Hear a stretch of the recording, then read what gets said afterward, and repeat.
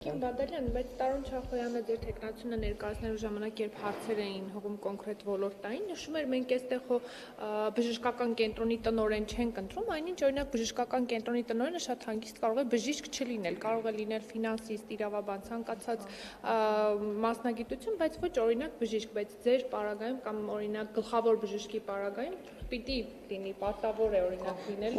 բժշկական մասնագիտություն։ Պարտավոր չէ, որևէ տեղ նման բան չկա գրված եւ նաեւ հիշելով նախկինում ովքեր են գլխավորել հանձնաժողովը, որևէ մեկը բժիշկ չի եղել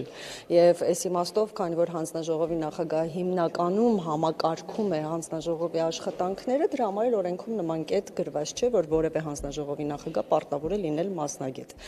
Բայց եթե մենք խոսում ենք մասնագիտական տեսանկյունից, բժիշկ լինելը էական ազդեցություն ազգային ժողովի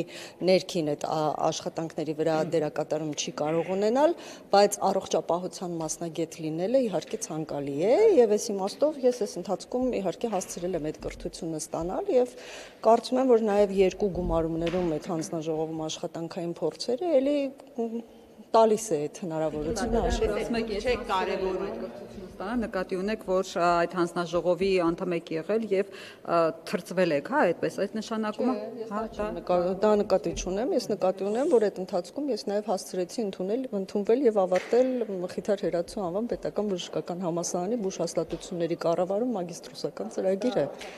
հետ այնքան էլ կապ չունի, կառավարումը մի քիչ Դրա համար եմ ասում, երբ որ առողջապահության կազմակերպիչ, այսինքն ինքը շատ ավելի օգնում է թե հիվանդանոցի տնօրեն լինելու հարցում, թե ընդհանրապես կազմակերպչական աշխատանքները